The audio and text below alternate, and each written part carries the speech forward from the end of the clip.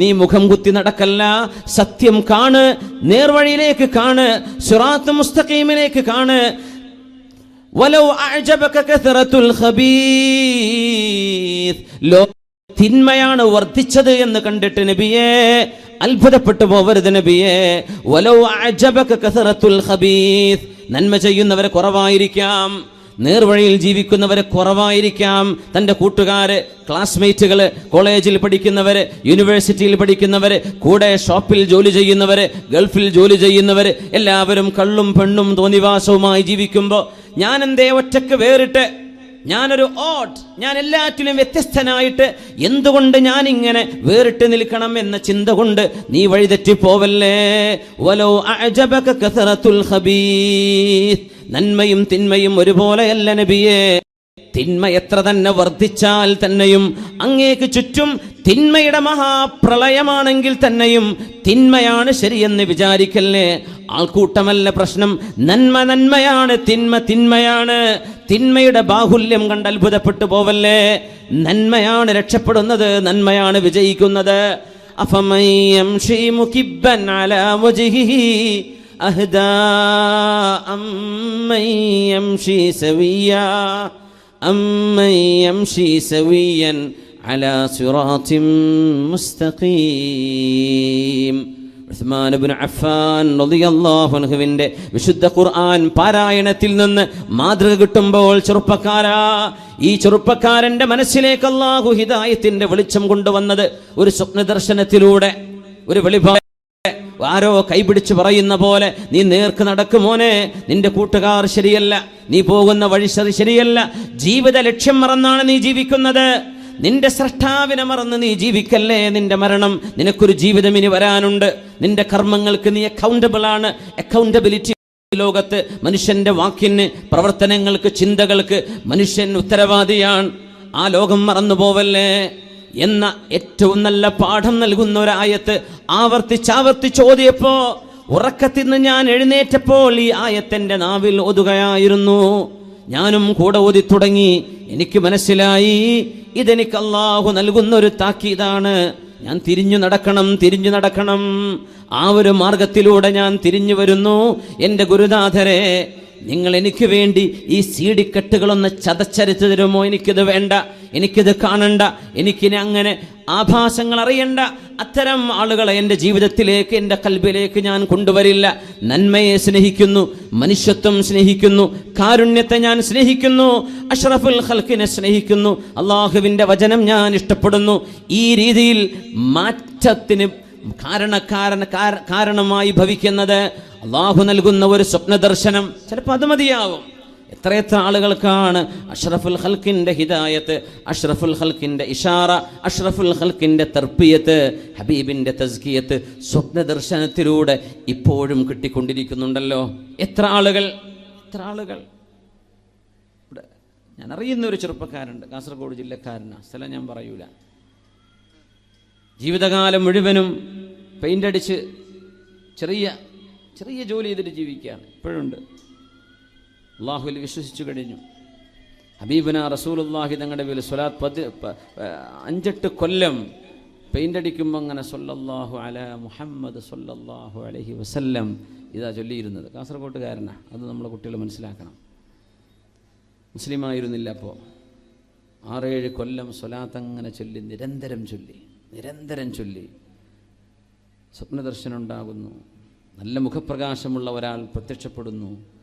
അവരുടെ കാൽക്കൽ വീണിട്ടാ പറഞ്ഞത്, എനിക്ക് മാർഗദർശനം വേണം, എന്നെ കൈപിടിക്കണം. ഹബീബുന റസൂലുള്ളാഹി സ്വല്ലല്ലാഹു അലൈഹി വസല്ലം മുത്തനബി തങ്ങളെ കണ്ടു. ആ ചെറുപ്പക്കാരൻ കലിമ ചൊല്ലി. പക്ഷേ നമ്മുടെ ചുറ്റുപാടുകൾ അങ്ങനെയാണ്. നന്മയെ ഊതിക്കെടുത്താനും അതൊക്കെ ഭീകരവാദമാണെന്ന് പറയുകയും ചെയ്യുന്നൊരു ചുറ്റുപാടിലാണ് നമ്മൾ ജീവിക്കുന്നത്. പക്ഷെ അദ്ദേഹത്തിന് ബോധ്യപ്പെട്ടു, എൻ്റെ ജീവിതത്തിന് മാർഗദർശനം നൽകാൻ കഴിയുന്ന ഒരു സിദ്ധാന്തം, ഒരു മതമുണ്ടെങ്കിൽ അത് ഇസ്ലാമാണെന്ന്. ഇന്നും ആ ചെറുപ്പക്കാരൻ അത്താഴവും നോമ്പ് തുറക്കാൻ കഴിയാതെ ഒരു പഴമോ ഒരു ഫ്രൂട്ടോ കഴിച്ചിട്ടാണ് റമദാൻ നോമ്പെടുത്തുകൊണ്ടിരിക്കുന്നത്. വീട്ടുകാരും നാട്ടുകാരും ചുറ്റുവട്ടത്തും ജീവന് ഭീഷണി, അങ്ങനെയൊക്കെയാണല്ലോ ലോകം. അന്ധമായ ഒരു വിരോധവും അന്ധമായ ശത്രുതയും ചില ഹൃദയങ്ങളിൽ കടന്നുകൂടിയാൽ അവർക്ക് നന്മയുടെ വെളിച്ചം കാണാൻ കഴിയില്ല. ആ സങ്കടം പങ്കുവെച്ചപ്പോൾ ചെറുപ്പക്കാരൻ ഇങ്ങോട്ട് പറയാ, ഒരു പഴം കൊണ്ട് 24 മണിക്കൂർ അത്താഴവും നോമ്പ് തുറയും അതാണ്. എന്നാലും സാരമില്ല, അള്ളാഹുവിൻ്റെ റസൂൽ സ്വല്ലല്ലാഹു അലൈഹി വസല്ലം ഖന്ദഖ് യുദ്ധത്തിൽ 2 കല്ല് വയറ്റത്ത് വെച്ച് കെട്ടിയില്ലേ, അത്രയൊന്നും ഇല്ലല്ലോ എന്ന് ഇങ്ങോട്ട് പറഞ്ഞ് സമാധാനിപ്പിക്കുന്ന ഒരു ചെറുപ്പക്കാരൻ കാസർഗോഡ് ജില്ലയിലുണ്ട്. അള്ളാഹു അവരുടെയൊക്കെ ഈമാൻ ഉറപ്പിച്ചു കൊടുക്കട്ടെ. വലിയ ത്യാഗമാണ്. നമുക്ക് നോമ്പുറക്കാൻ വല്ല പ്രയാസമുണ്ടോ? നിസ്കരിക്കാൻ പറ്റുന്നില്ല, ജുമഅക്ക് പോകാൻ പറ്റുന്നില്ല, സങ്കടപ്പെട്ട് കരയാൻ. നമുക്ക് വല്ല പ്രയാസമുണ്ടോ? പള്ളി തുറന്നെടുക്കല്ലേ, പോയിട്ട് നിസ്കരിച്ചൂടെ? നിസ്കാരം കണ്ടു കഴിഞ്ഞാൽ കൊല്ലുമെന്ന് പറയുന്ന ആൾക്കാർ ബാക്കിൽ നിൽക്കുമ്പോൾ നമ്മളും അവരൊന്ന് കമ്പയർ ചെയ്യണം. നമുക്ക് ഇത്ര റാഹത്തിലും ഫ്രീഡത്തിലും നമുക്ക് ഇബാദത്തിന് അവസരം ഉണ്ടായിട്ട് നമ്മളത് ചെയ്യുന്നില്ലല്ലോ എന്നല്ലേ? നമുക്ക് വേണ്ടല്ലേ? നമ്മൾ നിസ്കാരം കഴിഞ്ഞ് അറിഞ്ഞിട്ട് ഓടുകയാണ്. അവർക്ക് കൊതിയാണ്, ജീവിതത്തിൻ്റെ അഭിലാഷമാണ് അള്ളാഹുവിന് വേണ്ടി ഒന്ന് ഇഅ്തികാഫിരിക്കണമെന്ന്. പറ്റണില്ല.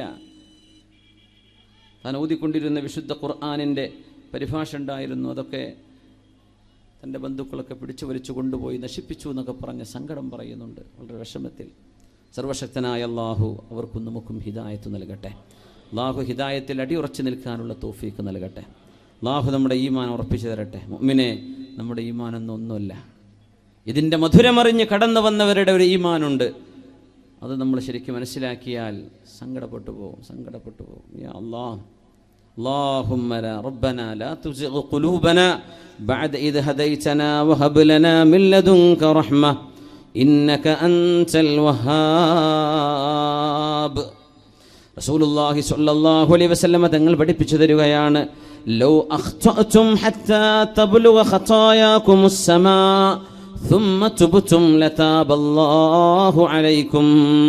നിങ്ങൾ പാപികളാവുകയും ഹത്താ തബ്ലുഗ ഖതായാകുമുസ് സമാ, നിങ്ങളുടെ പാപങ്ങൾ ആകാശത്തോളം ഉയരുകയും ചെയ്താൽ, നിങ്ങൾ ചെയ്ത പാപങ്ങൾ അട്ടിവെച്ചാൽ ആകാശത്തെത്തും, ആകാശലോകത്തേക്കെത്തും.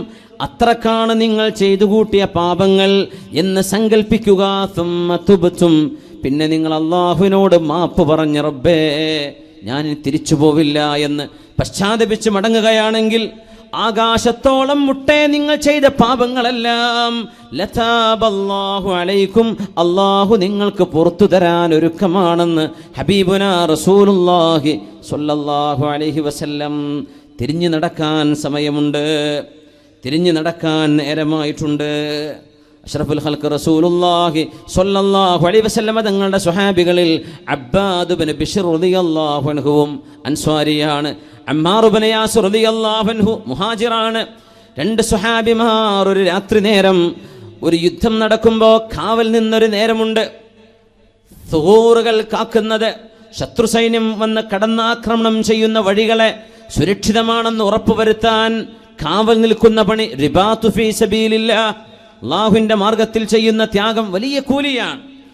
ഐനാനി ലൻ തമസ്സഹുമന്നാർ, 2 കണ്ണുകൾക്ക് അല്ലാഹു നരകശിക്ഷ നൽകില്ലെന്ന് നബിയുനാ റസൂലുള്ളാഹി സ്വല്ലല്ലാഹു അലൈഹി വസല്ലം. അതിലൊന്ന് അല്ലാഹുവിനെ ഓർത്ത് കരയുന്ന കണ്ണാണ്. മറ്റൈനുൻ ബാതത് തഹ്റുസു ഫീ സബീലില്ലാഹ്, ഉമ്മത്തിന്റെ, മനുഷ്യരാശിയുടെ, സമൂഹത്തിന്റെ, ജനങ്ങളുടെ സുരക്ഷയ്ക്ക് വേണ്ടി ഉറക്കമൊഴിക്കുന്ന കണ്ണുകൾ. ഇത് അല്ലാഹുവിന് വേണ്ടി ചെയ്താൽ വലിയ കൂലിയാണ്.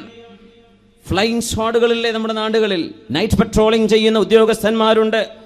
രാജ്യം സുരക്ഷിതമാണെന്ന് ഉറപ്പുവരുത്താൻ എത്രയോ നിയമപാലകന്മാർ, പട്ടാളക്കാർ ഉറക്കമൊഴിക്കുന്നുണ്ട്. ഇത് റബ്ബിന് വേണ്ടി ചെയ്യുന്ന ത്യാഗമാണെങ്കിൽ എത്ര വലിയ കൂലി കിട്ടുന്ന കർമ്മമാണെന്ന് വലിയ പ്രതിഫലമാണ്. ഉറക്കൊഴിച്ച് എത്ര നമ്മുടെ പകൽ നേരം വെളുക്കുമ്പോഴേക്കും ഇവിടെ കലാപങ്ങൾ ഉണ്ടാവരുത്, നേരം വെളുക്കുമ്പോഴേക്കും ഇനിയൊരു രക്തച്ചൊരിച്ചലുകൾ ഉണ്ടാവരുത്, ഒരു വെട്ടലും കുത്തലും നടക്കരുതെന്ന് വിചാരിച്ച് രാത്രികാലങ്ങളിൽ ഉറക്കമൊഴിച്ച് നിൽക്കുന്ന നിയമപാലകന്റെ ജോലി എത്ര വലിയ പുണ്യമുള്ള കാര്യമാണ്. അത് അല്ലാഹുവിന് വേണ്ടി ചെയ്യുകയാണെങ്കിൽ ഐനുൻ തഹ്റുസു ഫീ സബീലില്ലാഹ് ബാതത് തഹ്റുസു ഫീ സബീലില്ലാഹ്, അല്ലാഹുവിന്റെ ദീനിന് വേണ്ടി സംരക്ഷകൻ. അമറനി റസൂലുള്ളാഹി സ്വല്ലല്ലാഹു അലൈഹി വസല്ലം ബിഹിഫ്ളിഹി, അല്ലാഹുവിന്റെ റസൂൽ ഏൽപ്പിച്ച ഒരു ഡ്യൂട്ടിയിലാണ് ഞാനിങ്ങനെ അമ്പുകൊണ്ട് മരിച്ചാൽ എൻ്റെ സംരക്ഷണം ഉറപ്പുവരുത്തിയിട്ടാണ് സ്വഹാബികൾ ഉറങ്ങാൻ പോയത്. ഞാൻ കാവൽക്കാരനാണ്, ഗാർഡാണ്, ഞാൻ സെക്യൂരിറ്റിയാണ്. ഞാനിവിടെ താഴെ വീണാൽ ഈ പാവങ്ങളായ സ്വഹാബിമാരെ ശത്രുക്കൾ ആക്രമിക്കും. അതുകൊണ്ട് ഞാനൊരു ഡ്യൂട്ടിയിലാണ്. ലൗലാ അന്നീ കുൻതു അലാ സഗ്റിൻ അമറനി റസൂലുള്ളാഹി സ്വല്ലല്ലാഹു അലൈഹി വസല്ലം ബിഹിഫ്ദിഹി ലകാന ഖുറൂജു നഫ്സി അഹബ്ബു ഇലയ്യ മിൻ അൻ അഖ്തഅ ഹാദിഹി സൂറ. ഈ പരിശുദ്ധമായ ഖുർആൻ മുറിച്ചിട്ട് ഖുർആനിന്റെ ഓത്ത് നിർത്തിവെച്ചിട്ട് പോകുന്നതിനേക്കാളും ഉത്തമം ഞാനിവിടെ മരിച്ചു വീഴലായിരുന്നു. അല്ലാഹുവിന്റെ റസൂൽ എന്നെ ഏൽപ്പിച്ച ഡ്യൂട്ടിയല്ലേ, അതുകൊണ്ട് എൻ്റെ കൂട്ടുകാരനെ വിളിക്കണം. ഇനിയൊരു 50 അറച്ചാൽ അബ്ബാദിന്റെ ജീവൻ പോയി പോകും.